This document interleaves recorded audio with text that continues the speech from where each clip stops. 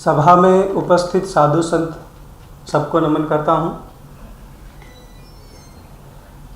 यहाँ पर बैठे सभी विद्वत जन और मंचासीन सारे अतिथि, जब इस कार्यक्रम का आयोजन किया जा रहा था और आयोजन के लिए बातें चल रही थी और ये बात हो रही थी कि सतगुरु जी पे बोलना है, उन पे बात करनी है, लोगों को संदेश देना है, तो मैंने सपने में भी नहीं सोचा था कि मुझे बोलना पड़ेगा। अब कुदरत के, परमात्मा के, ईश्वर के या गुरु जी के अपने प्लान होते हैं, किसको मौका देना है, किसको नहीं देना है। वो पत्थर को हीरा बना दे और हीरे को पत्थर बना दे।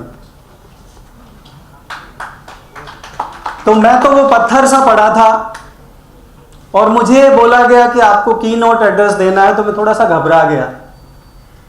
भाई मेरी तो एक्सपर्टीज नहीं है। मनोज जी ने पीएचडी कर रखी है, लोगों ने पुस्तकें लिख रखी है, प्रमोद जी बात करते रहते हैं, डिस्कशन करते रहते हैं। एक दो बार भोले जी ने कांसी टीवी पे बुला के बुलवा दिया, तो ये कोई एक्सपर्टी नहीं हो गई। तो और फिर और डर लगने लगा कि भोले जी अपनी टीम के साथ आ रही हैं। मैंने कहा ये तो इंटरनेशनल बेइज्जती होनी है आज। परमात्मा की मेहर है। और मैं जैसे ही प्रवेश किया और आया तो मुझे नहीं पता था कार्यक्रम कहाँ हो रहा है। मैं पंजाबी डिपार्टमेंट में चला गया तो गुरुजी बैठे थे। बोला जी ये आप आगे तो प्रसाद ले लो पहले। मैंने कहा अब कल्याण हो जाएगा, शायद उसकी मेहर हो गई मुझ पे। मैं आपको बता दूं, मैं कोई एक्सपर्ट नहीं हूं, मुझसे जो गलतियां हों उसके लिए माफ करना। लेकिन एक मन में हमेशा इच्छा रहती है कि हम उन हस्तियों की बात करें जिन हस्तियों ने जीवन को सरल बनाया। हम उन गुरुओं की बात करें जिन्होंने मार्ग दिखाया। हम उस समय की बात करें जिस समय में जिन कठिनाइयों को लेकर वो जीते रहे, सिर्फ इसलिए ताकि आने वाली नस्लें जिंदा रहें। तो उसी सिलसिले में मैं क्योंकि बातें तो सारी कह दी गई, मैं बैठा बैठा यही सोच रहा था कि मैं तैयार करके आया तो सब बोल दिया, अब मैं क्या बोलूंगा। बातों को हर बार उन्हीं बातों को बोला जाता है, लेकिन अलग अलग ढंग से कह दिया जाता है। और सबसे पहले जब हम बात करते हैं उनके जन्म की, बड़ी भ्रांतियां रहीं, बड़ी बड़ी चीजें रहीं। और दिल्ली विश्वविद्यालय में मैंने भी जब ज्वाइन किया तो ये सोचा कि कुछ अच्छा किया जाए और गुरुजी महाराज पे या कुछ ऐसे हस्तियों पे बात की जाए जिन्होंने जीवन को सरल बनाने के लिए काम किया और अपनी पूरी जिंदगी लगा दी। और मैं आपको यहाँ इस मंच से बताना चाहता हूँ कि इस बार दिल्ली विश्वविद्यालय में एक पीएचडी जरूर एक बच्चा मेरे साथ करेगा, सतगुरु रविदास जी पे। मैंने अपने विभाग को 2 सीटें दी हैं कि मेरे पास 2 बच्चे आएंगे, उनमें से एक बच्चा कोई यहाँ हो तो वो सुन ले और कहीं और हो। जो भी सतगुरु रविदास जी पे पीएचडी करना चाहता है वो दिल्ली विश्वविद्यालय आए, स्वागत है। अब हम बात करते हैं कि कब पैदा हुए, क्यों हुए, कैसे हुए। ये शोध का विषय हो सकता है, शोध हो भी गई इस पे। लेकिन अगर हमने सारी बातें जान भी ली तो भी जान के हम क्या करेंगे? सिर्फ इतना पता चलाएंगे कि ये उस समय हुआ, तो हमारे पास अंदाजन समय सारे हैं। और चूंकि एक ऐसे समय में उनका जन्म हुआ था जब भारत में एक विशेष काल चल रहा था। मैं उसको विशेष काल बोलता हूं। यहां मेरे हिंदी और पंजाबी के विद्वान बैठे हैं, कवलजीत जी मुझे बाद में डांटेंगे, अभी तो नहीं डांटेंगे। 6वीं शताब्दी से लेकर और 18वीं शताब्दी तक भारत एक दौर से गुजरा है। और क्यों गुजरा है इसका भी एक कारण है। आप कभी भी अपने भविष्य से सीख नहीं सकते हैं, क्योंकि हमें पता ही नहीं है क्या होने वाला है।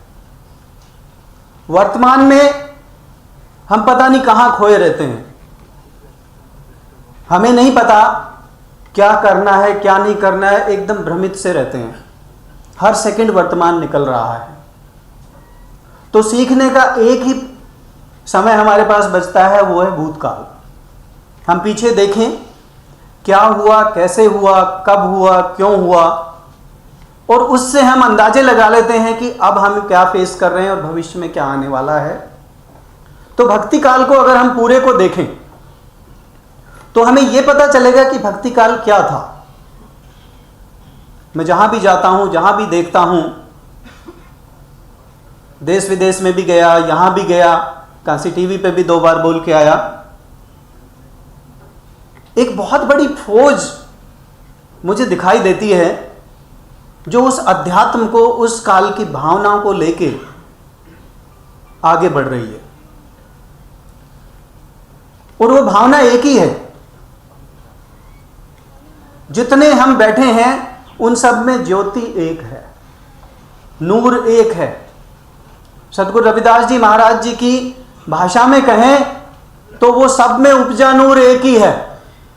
अगर उसको हम देख के बाहरी आवरण को ना देखें तो मैं समझता हूं हम महाराज जी की सही शिक्षा को ग्रहण करके सही आगे बढ़ रहे हैं। लेकिन विज्ञान और ज्ञान, इसमें भेद करने वाले हमारे बहुत सारे विद्वान जन हैं। बार बार बहस होती है विज्ञान बड़ा है कि ज्ञान बड़ा है। आज मैं ये भी थोड़ा सा कोशिश करूंगा कि गुरुजी एक बहुत बड़े वैज्ञानिक थे और इतना बड़ा विज्ञान दिया है पूरे समाज को, पूरी दुनिया को, कि शायद ही उस विज्ञान का कोई दूसरा रूप कोई ले पाया हो। लेकिन समस्या एक आती है और वो हर युग में आती है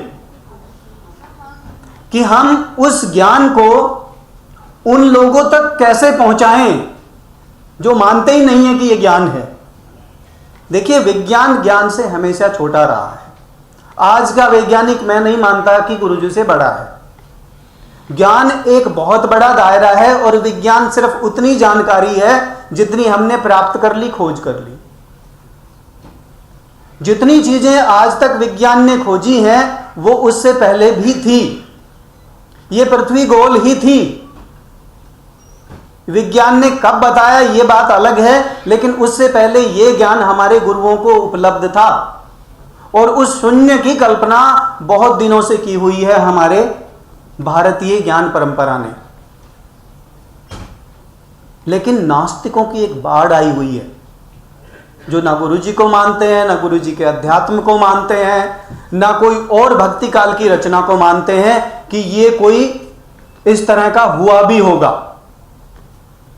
उसका एक सीधा सीधा रीजन है जो मैं आपको बताना चाहूंगा कि गुरुजी जब अपनी फिलॉसफी की बात करते हैं या हम उनकी आइडियोलॉजी की बात करते हैं तो वो करुणा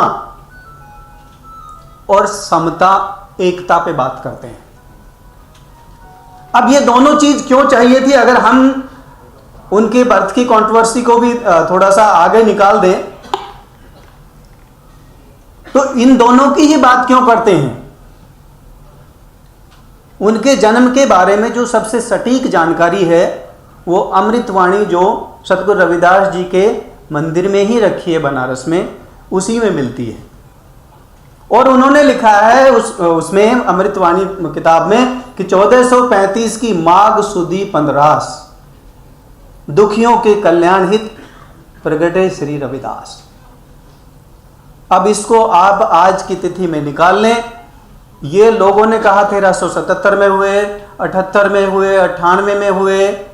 वो 10-20 साल का जो अंतर है उसको छोड़िए, उन्होंने क्या किया हम उस पर बात करते हैं। उनमें कोई फर्क नहीं पड़ता उन 10-20 सालों में क्या हुआ क्या नहीं हुआ।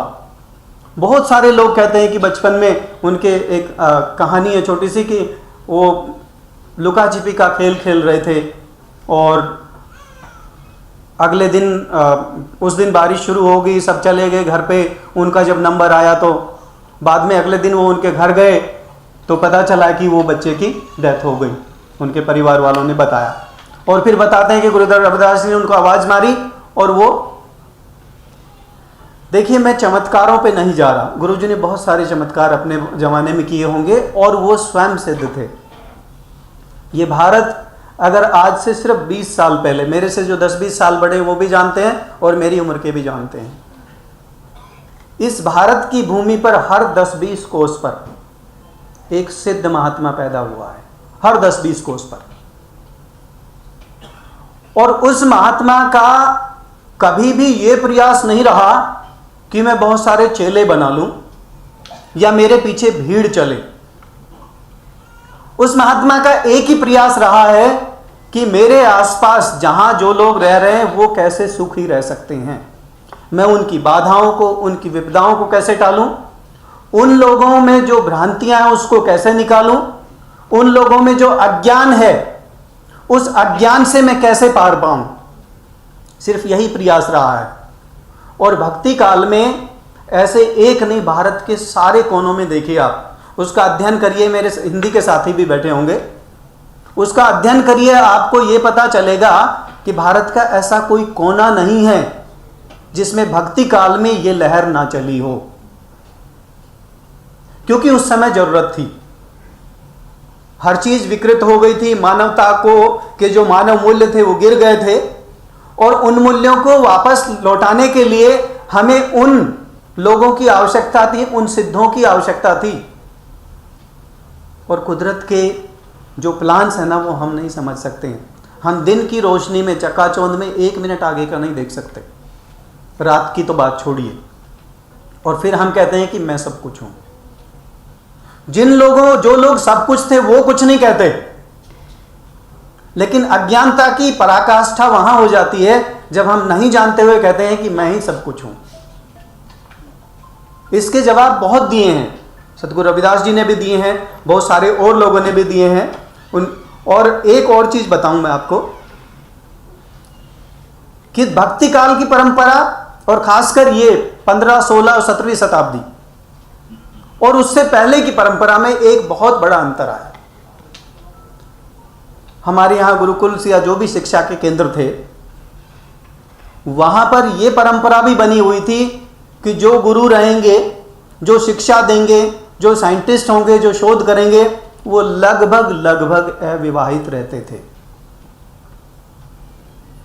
लेकिन इस काल की सुंदरता देखिए, उन्होंने किसी चीज को बर्डन नहीं माना, न परिवार को न बच्चों को। सतगुरु रविदास जी ने भी शादी करी, बहुत सारे भक्ति काल के जितने और संत हैं उन्होंने भी शादियां करी। और उन्होंने ये कहा कि संसार में रह के संसारी के लिए काम करना हम मानते हैं बहुत कठिन है, लेकिन ये उस तपस्या से कम नहीं है जो आप अलग होकर कर रहे हैं। क्योंकि संसार को सुधारने का काम बाहर बैठ के नहीं किया जा सकता, सिर्फ यहीं किया जा सकता है। भक्ति काल जो था उसकी मुख्य जो चीजें, मैं उस पर थोड़ा सा बात करूंगा, फिर गुरुजी पे आता हूं, कि उनमें सरेंडर की भावना थी, समर्पण की भावना थी। हम किस तरह से अपने आप को सरेंडर करें। हमारी संस्कृति देखिए, भारत की जो सुंदरता है वो ये है कि पूरी दुनिया में अगर आप नेपाल को हटा दें तो एक ही राष्ट्र है जिसमें एक बहुसंख्यक समुदाय रहता है। आज तक पूरी दुनिया में किसी के 150 देश हैं, किसी के 100 देश हैं, किसी के 8-10 हैं। पूरी दुनिया में एकमात्र ऐसा देश है जहां हम अपने आप को खतरे में महसूस नहीं करते हैं। बाकी सारे लोग कहते हैं कि हमें भी खतरा है, हमें भी खतरा है, एक दूसरे पे आक्रमण कर रहे हैं, एक दूसरे की बातें कर रहे हैं। हमारे देश का ना कभी यह इतिहास रहा कि हमने किसी पे आक्रमण किया हो। और एक देश, एक ज्ञान परंपरा होते हुए पूरे विश्व के गुरु रहे हैं। इसका कारण है हमारे ये गुरु, जिन्होंने हमें ये ज्ञान दिया।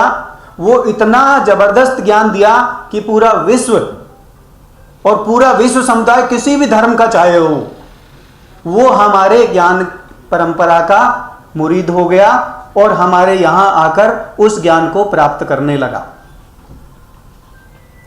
तो क्योंकि हमने एक काम किया, सबसे पहले हमने बाहर नहीं देखा। हमारे गुरुओं ने यह बताया कि अपने भीतर देखिए, पहले अपने अंदर जब देखोगे तो आपको वो प्रेम, वो सारे गुण जो होते हैं इंसान में, वो पहले अपने अंदर अगर हैं तो आप बाहर कर पाएंगे। बात बता रहे थे कि एक कॉल पे भोले जी यहां पर आई हैं, इनको क्या जरूरत पड़ी थी, सब कुछ तो था। सतगुरु रविदास जी के बारे में जब हम जानते रहे तो ये पता चलता है कि उनके पिता का बहुत बड़ा कारोबार था चमड़े का, और वो आर्थिक रूप से कमजोर नहीं थे। उन्हें क्या जरूरत पड़ी थी वो पुश्तैनी काम करने का। ठीक है, पिताश्री ने दबाव डाल दिया कि भाई आपकी शादी कर देंगे, आप तो कहीं और ध्यान लगा रहे हो, मेरे व्यवसाय पे नहीं लगा रहे। उन्होंने अपना पुश्तैनी काम चुना। क्यों? उसका एक बहुत बड़ा कारण है।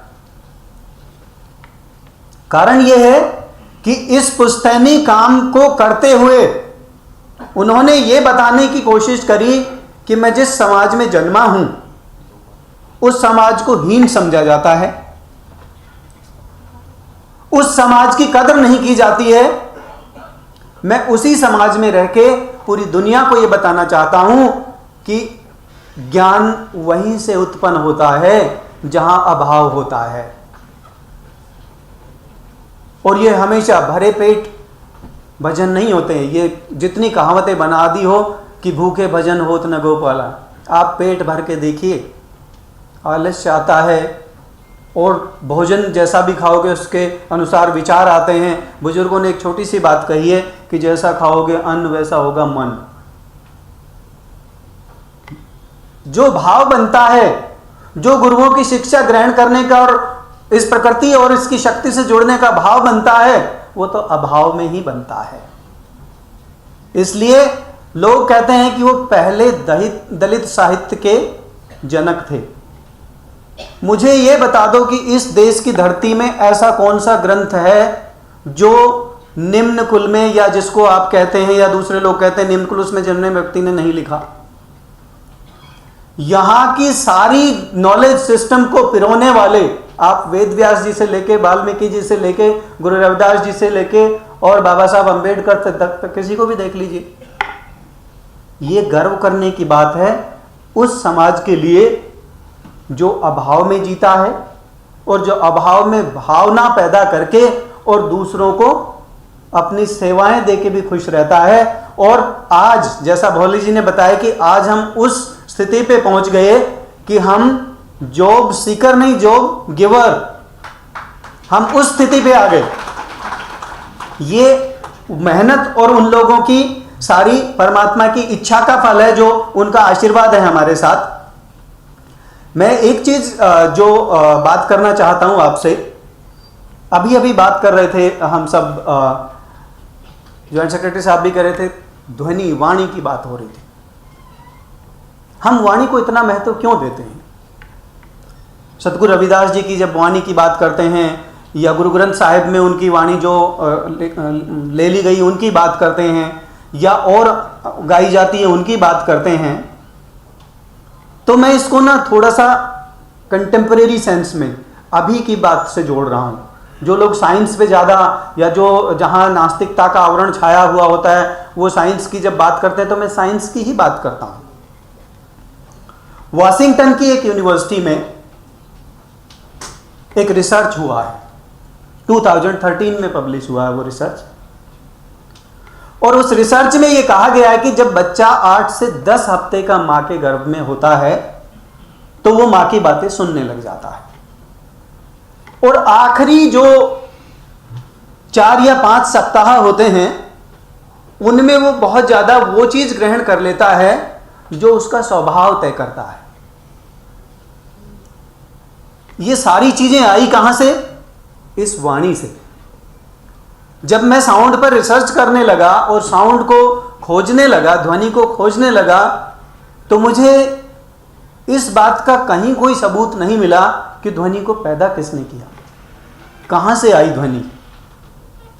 गुरु रविदास जी ने गाया, रागों में गाया, दूसरे लोगों ने गाया, कोई ख्याल में गाता है, कोई ठुमरी में गाता है, कोई हमारे जो राग हैं उनमें गाता है। तो एक चीज जो समझ में आई वो ये थी कि ध्वनि पता नहीं कहां से आई, हमें नहीं पता, लेकिन वाणी आपके संस्कार जरूर तय करती है। अगर आपकी भाषा सही नहीं है और आपके शब्द जो आपने चुने हैं वो रोजमर्रा की जिंदगी में सही नहीं है, तो आपका स्वभाव, आपका थॉट प्रोसेस कभी ठीक हो ही नहीं सकता है। मैं बड़े खेद के साथ एक बात बताना चाहता हूं, अगर हम गुरुजी की शिक्षाओं का वास्तव में आज पालन करना चाहते हैं,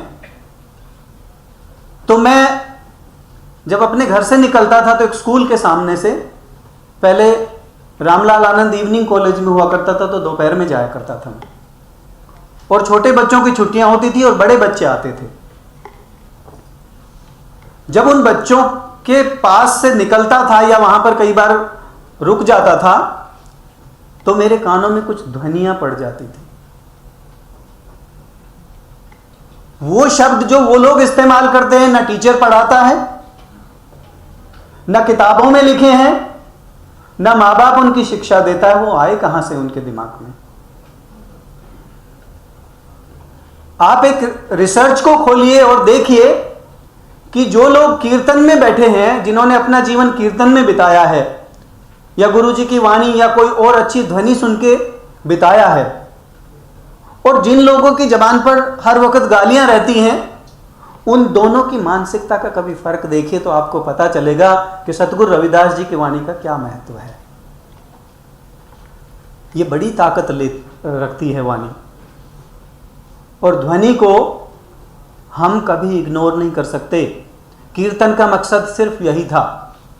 देखिए, गुरुजी ने सिर्फ एक बात कही है कि अंदर झांकिए और उस ज्योति को देखिए, लेकिन फिर शब्दों की, फिर वाणी की रचना क्यों करी? वो जानते थे कि मैं जिनसे बात करना चाहता हूं, मैं जिन लोगों के लिए काम करना चाहता हूं, मैं जो समाज में अच्छाई लाना चाहता हूं, हो सकता है उसके लिए वो सारे लोग ना राजी हो, या उनमें वो क्षमता ना हो कि वो 2 घंटे चुपचाप बैठ के अपने अंदर झांक सके। मैं भगवान बुद्ध का एग्जाम्पल लेता हूं। वो तो राजकुमार थे, पहले राज त्यागा, फिर आंखें बंद करी, और फिर अंतर में झांका, और फिर ज्ञान प्राप्त हुआ। इसका मतलब यह है कि हमारे जो कान, नाक, आंख, जो हमारे सेंस ऑर्गन्स हैं, वो यहां पर इस धरती पर हमें मिले हैं, और चूंकि ये जगत मिथ्या है तो ये मिथ्या देखते हैं। ऐसे लोग जिन्होंने बंद आंखों से साहित्य लिखा है, जिन्होंने चुप रह के बोला है, ऐसे से काम कर गए जो बहुत बड़े काम थे।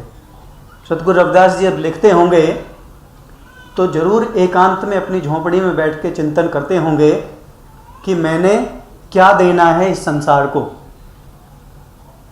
वो चाहते तो पूरी जिंदगी ऐशो आराम में गुजार देते, अपने पिता का बिजनेस संभाल कर, और उनकी महानता देखिए। मनोज जी ने भी अपने एक लेख में लिखा है कि वो हर रोज 1 जोड़ा जूती का दान किया करते थे। क्या जरूरत आन पड़ी थी? पिता नाराज भी होते थे कि करता कुछ नहीं है, और रोज 1 जोड़ा जूती दान कर देता है। तो जब हम कमाई की बात करते हैं, और जब इस दौर की बात करते हैं जिस दौर में लोगों में अभाव था, तो मैं समाज की भ्रांतियों की बात कर रहा हूँ। यहाँ ये दौर हमारे इंडिया में ही नहीं चल रहा था कि लोगों को नीचा करके देखा जाता था या लोगों को बहुत हर समय नीचा दिखाने की कोशिश की जाती थी। ये दौर यूरोप में भी था और पोप नाम का उनका जो विद्वान है उसने कंडीशन लगा दी थी कि आप अपनी कमाई का 10% चर्च में दोगे, और उन्होंने कहा कि जो चर्च में 10% दान देगा वही भगवान या स्वर्ग में जाने का टिकट प्राप्त करेगा। इन भ्रांतियों को दूर करने के लिए हमारे भक्ति काल के संतों ने बहुत बड़ा योगदान दिया, जिसमें गुरुजी रविदास का बहुत बड़ा योगदान है। एक जोड़ा जूती किसी मंदिर या किसी ऐसे व्यक्ति को, पुजारी को ना देके वो जरूरतमंद को दिया करते थे ताकि उसका महत्व और कीमत बनी रहे। वहां पे भी विरोध हुआ, यूरोप में भी विरोध हुआ कि अगर भगवान अंदर बैठा है तो हम चर्च में पैसे देके स्वर्ग की टिकट क्यों खरीदेंगे, हम तो उससे अपने एकांत में बैठ के अंदर चर्चा करेंगे ना।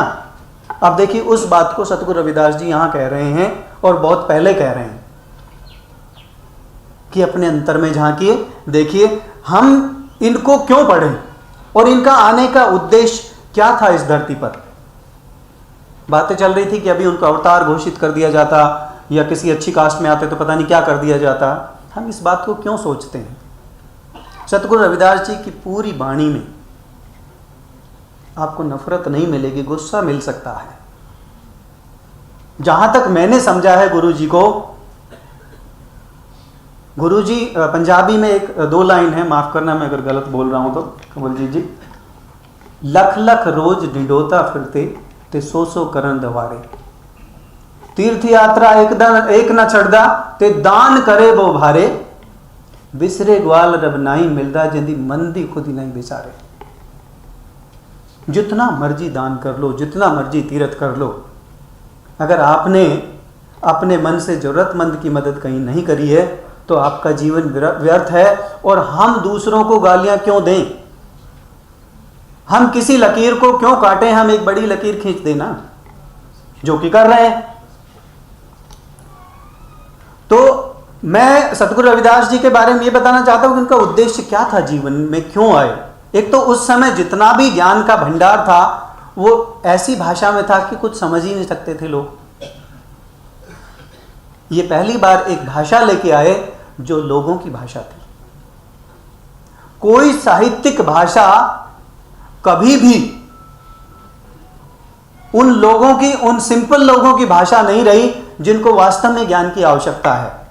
इसलिए ज्ञान कुछ लोगों तक सीमित था या कर दिया गया। लेकिन ऐसे सुधारक, ऐसे विचारक, मैं इनके एग्जाम्पल भी लेके आया हूं कि देखिए उन्होंने एक बात कही है, ब्राह्मण खत्री बैश्य शूद्र रैदास जन्म ते नाई, जो चाहिए सुमरन कहूं पावई कर्मन माही। अब इसी बात को बहुत सारी जगह, बहुत सारी किताबों में, बहुत सारी भाषाओं में ऐसी तरीके से कही जाती थी कि आम आदमी की समझ में ही ना आए वो क्या है। फिर हम समझने के लिए एक ऐसे व्यक्ति की तलाश करें जो हमें बताए, फिर हम उस व्यक्ति की पूजा करने लगे। रविदास जी ने कभी नहीं कहा कि मुझे कोई गुरु माने या मेरी पूजा करे। गुरु करे सो मत करो, गुरु कहे सो जरूर करो। ये हमेशा उनकी बात रही थी। और इसी श्लोक को एज इट इज गीता में लिखा गया, चातुर्वर्ण्यम मया सृष्टि गुण कर्म विभाग से। उन्होंने उन बातों को जो लोगों के मतलब की थी उनको बहुत सरल भाषा में लेके आए और उसी सरल भाषा में उसको बताया। और उन्होंने ये बताया कि हमें कोई गुफा नहीं चाहिए, कोई जंगल नहीं चाहिए, कोई हिमालय नहीं चाहिए, किसी तरह का कोई एकांत नहीं चाहिए। लोगों के बीच में रह के कीचड़ में जैसे कमल खिलता है हम उस तरह से खिलते रहेंगे। ये उनकी मेन शिक्षा थी। ज्ञान प्राप्ति का साधन ये नहीं है कि आप बहुत एकांत में जाकर तपस्या करके, ये जीवन, ये गृहस्थी चलाना एक बहुत बड़ी तपस्या है जिसके साथ आप सारे ज्ञान को प्राप्त कर सकते हैं। अगर रविदास जी से एक चीज सीखनी है किसी को तो गुरु जी से एक चीज बहुत बढ़िया सीखने की है, वो है उनकी कर्तव्य परायणता। मैंने अभी बताया कि वो चाहते तो पूरी जिंदगी ऐसे जी सकते थे, अपने व्यवसाय को, अपने पुश्तैनी व्यवसाय को बहुत आगे बढ़ा के या अपने पिता की मदद करके, लेकिन उन्होंने एक ही बात चुनी कि मेरे जीवन का उद्देश्य कुछ और है। और आप यकीन मानिए, ये प्रकृति जिनको जहाँ चाहती है वहीं ले जाती है। आप अपने भूतकाल में जाके देखेंगे, अपने जीवन को देखेंगे तो ये पता चलेगा कि आपके जीवन की एक दिशा थी और आप बलपूर्वक उसी दिशा में बढ़े जा रहे थे। और जिनको अच्छाई मिलनी होती है, जिनको यश कीर्ति मिलनी होती है, उसमें भी इस प्रकृति का योगदान है। हम चाहकर भी ये चीज़ प्राप्त नहीं कर सकते। आज इस समाज ने 650 वर्षों में कोई दूसरा गुरुजी दिया है क्या? नहीं, क्योंकि वो ज्योति एक ही आती है और एक समय में एक ही ज्योति होती है जो आपको उस शिक्षा के लिए प्रेरित करती है। बाद में तो हम उस शिक्षा को बार बार इंटरप्रेट करके चलते रहते हैं, आगे बढ़ते रहते हैं। उन्होंने अपनी कर्तव्य परायणता पर लिखा है कि रैदास निज हाथ में राखो रामबी आर, सुकृति मेरा धर्म है तारेगा यही पार। जो मेरा कर्म है, जिस धर्म को लेके हम इतने बहुत हमेशा गुस्से में रहते हैं या हम ये सोचते हैं कि ये खतरे में वो खतरे में, उस धर्म के बारे में उन्होंने कहा है कि आपका कर्म आपका धर्म है। वो कर्म अगर आपने निभा लिया और जिंदगी भर उसको कर लिया तो वो धर्म भी आपने निभा लिया। मस्जिद सो कुछ घिन नहीं, मंदिर सो नहीं प्यार, दोए में अल्लाह राम नहीं, सो कह रैदास चमार। अब आप 600 साल 650 साल पहले की एक बात देखी गुरुजी की, जो मुझे बहुत अच्छी लगी। उन दिनों में कोई हिम्मत नहीं कर सकता था कि अपनी जाति को डिक्लेयर करके लिखे। एकमात्र ऐसे संत हैं जिन्होंने अपनी जाति को, और नीची जाति को बात कर रहा हूं खासकर, डिक्लेयर करके लिखा कि हां मैं इस जाति से हूं। लेकिन इसका अर्थ ये नहीं है कि मैं ज्ञान प्राप्त नहीं कर सकता या ज्ञान को बांट नहीं सकता हूं। ज्ञान को प्राप्त करना जितना कठिन है, बांटना उससे भी ज़्यादा कठिन है, क्योंकि आपको सुपात्र तलाशने होते हैं। लेकिन रविदास जी महाराज ने कभी भी किसी को भी कहीं ऐसा, पूरी वाणी में पूरे जीवन काल में ऐसा उदाहरण नहीं है जहां किसी को नफरत की निगाह से देख के ये कहा हो कि मैं तुम्हें नहीं बता सकता, नहीं सिखा सकता। हाँ, ऐसे उदाहरण आपको मिल जाएंगे कि कुछ ज्ञानियों ने कुछ छोटी कास्ट के लोगों को, डॉक्टर अंबेडकर और रविदास जी दोनों ही इसके उदाहरण हैं, मना कर दिया था कि हम नहीं सिखाएंगे। लेकिन जिसको कुदरत पढ़ाती है ना, उसको किसी गुरु की जरूरत नहीं होती है। उसके अपने प्लान है, वो लेके आती है कि जिसको तुम नीच समझ रहे हो वास्तव में वही ऊंच है। विचार तो तुम्हारे नीच है जो तुम मेरे दिए हुए ज्ञान को दूसरों को नहीं देना चाहते हो। मुझे बार बार कहा जा रहा है तो मैं इसको थोड़ा सा और शॉर्ट करके बताता हूँ आपको चीज़ों को। और रविदास जी की दो बातें जो सबके मन में घर करती है, आत्मबोध और परिवर्तन की जो बातें आती हैं, वो बार बार यही कहते हैं कि सब में दिव्य प्रकाश है, उसको पहचानिए और इंट्रोस्पेक्ट करिए, अपने अंदर देखिए, अपने आप से सवाल करिए और अपने आप को पहचानिए, जानिए पहले, उसके बाद आप आगे दूसरों को और ज्ञान दे पाएंगे। और जब मन की बात आती है तो लिखते हैं कि मन ही पूजा मन ही धूप, मन ही सेवु सहज स्वरूप। तो इन्होंने अपने जो ज्ञान को, जब आप सेल्फ रियलाइजेशन की बात करते हैं या आत्मज्ञान की बात करते हैं, तो इन्होंने कहा कि अपने मन को पहचानिए भी और काबू में भी रखिए। दोनों ही बातें हैं। गृहस्थी में रह के मैंने जब इनके बारे में अध्ययन किया तो ये भी पता चला कि इनकी जो पत्नी थी वो बहुत अच्छी डॉक्टर भी थी, वैद्य भी थी, और दोनों ही लोगों की सेवा किया करते थे। इन्होंने अपनी झोंपड़ी से अपना अच्छा घर भी बनाया, ये भी नहीं है कि झोंपड़ी में ही रहे सारी उम्र, लेकिन निर्लिप्तता, जो इन्होंने कहा कि मन को लिप्त मत करिए। अगर आपके मन में विकार आ गया तो आप झोंपड़ी में रहे, महल में रहे, कहीं रहे, आप अच्छा कर्म नहीं कर सकते हैं। और मन तक पहुंचने का साधन, जब इन दोनों की जीवनी का आप अध्ययन करोगे कि एक वैद्य है और एक ज्ञानी है, तो पता चलता है कि मन तक पहुंचने का साधन आपका पेट है, क्योंकि वही अन्न की बात आती है। और वहीं वो लिखते हैं कि बेईमानी का अन्न मत खाइए। रविदास जी कहते हैं कि ईमानदारी का ही अन्न खाइए, बेईमानी का अन्न जहां खाओगे तो आपको विचार भी अच्छे नहीं आएंगे, और विचार अच्छे नहीं आएंगे तो मन खराब रहेगा। इसलिए उनकी उक्ति है, मन चंगा ते कठौती में गंगा। वो चंगा तब रहेगा जब आप पंगा नहीं लोगे, और पंगा लेने का मतलब है आप बेईमानी करोगे सब कुछ। कुछ चीजें और मैं ज्यादा शॉर्ट तो नहीं कर सकता, लेकिन 2-3 चीजें और बताना चाहता हूं कि रविदास जी ने उन दिनों में एकता की बात क्यों करी। देखिए, हमारे पास 2 चैलेंजेस थे उस समय। एक तो आपस में जो समाज की संरचना थी उसमें एकता खराब हो रही थी, एक दूसरे को हम मारकाट मची हुई थी, और एक हम पे जो बाहरी आक्रमण हो रहे थे उस कारण से हम सब बहुत विवश थे। उन दोनों ही समस्याओं से निपटने के लिए, उनका समाधान सुझाने के लिए गुरुजी ने अपने पद लिखे, लोगों को सुनाए, प्रेरित किया और बोला कि जन्म जात मत पूछिए का जात अनुपात, रविदास पूत संप्रभ के को नहीं जात को जात।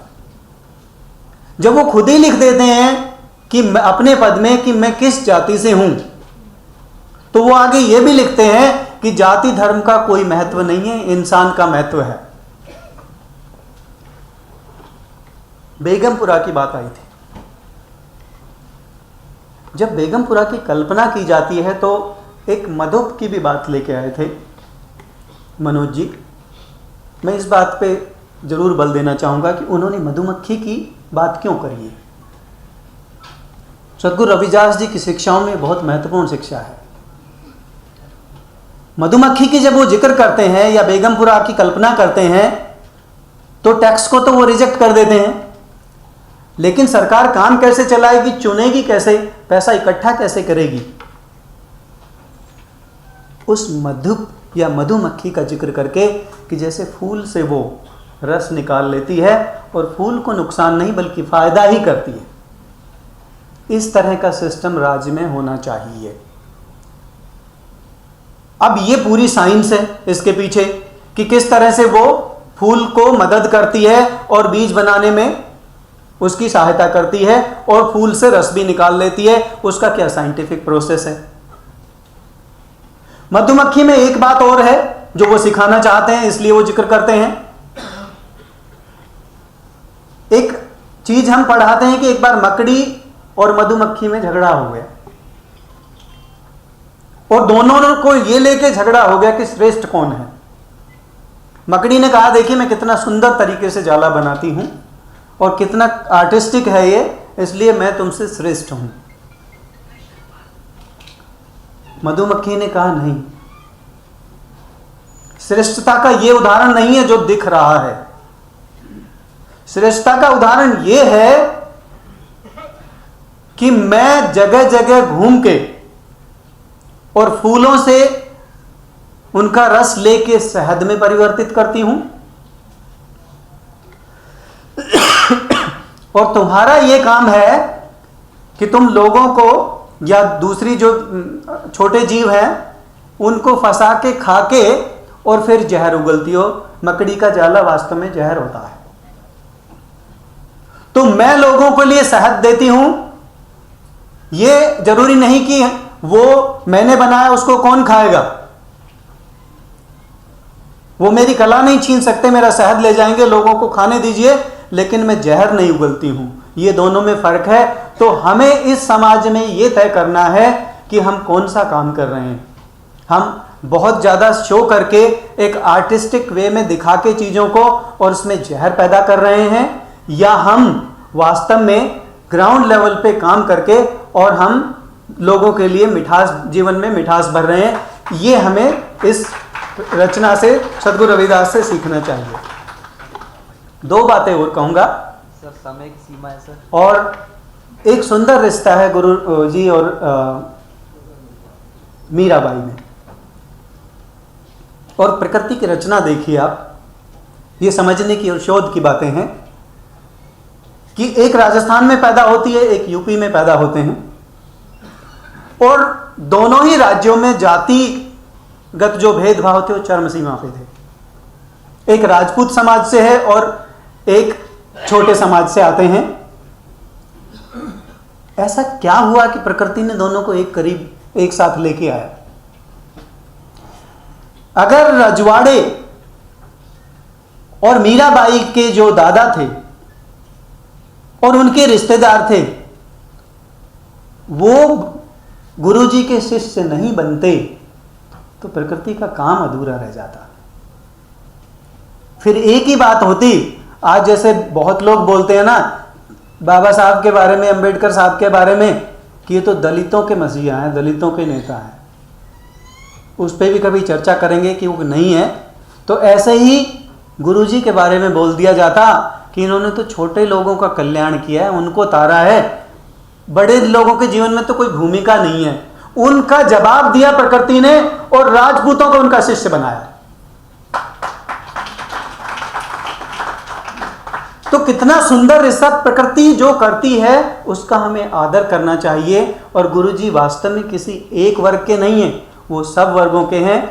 अंत में एक ही चीज कहूंगा मैं कि यदि आपने उन पर कोई कार्य करना है और उन पर शोध करनी है तो पंजाबी डिपार्टमेंट भी ये शोध कराए कि उनकी लिंग्विस्टिक स्ट्रक्चर क्या है, उनकी भाषा जो है उस भाषा का स्वरूप क्या है, उस भाषा से जो ध्वनि तरंग पैदा होती है उस तरंग का असर क्या है, उन्होंने जो पद लिखे हैं वो दूसरों के मन तक कितने उतर के क्या परिवर्तन लाते हैं।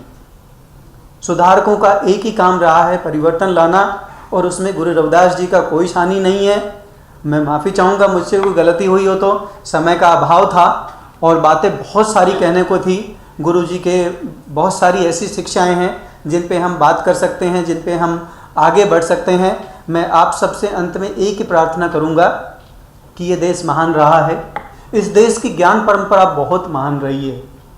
आप दूसरों को गाली मत दीजिए, दूसरों को नीचा ऊंचा मत समझिए। गुरुजी को अगर सही रूप से पालन करना चाहते हैं और उनकी शिक्षाओं का ग्रहण करना चाहते हैं तो गुरुजी ने कहीं भी पूरे अपने साहित्य में इस देश को कमज़ोर नहीं बताया है। इस देश की व्यवस्था को जरूर कमज़ोर बता दिया कहीं ना कहीं, लेकिन देश कमज़ोर नहीं है। हम वो देश रहे हैं जो विश्वगुरु थे और विश्वगुरु रहेंगे, क्योंकि हमारे देश में इस मिट्टी ने ऐसे संतों को जन्म दिया है और ऐसे संत आते रहेंगे, पूरे विश्व को शिक्षा देते रहेंगे। जय गुरुदेव, धन गुरुदेव।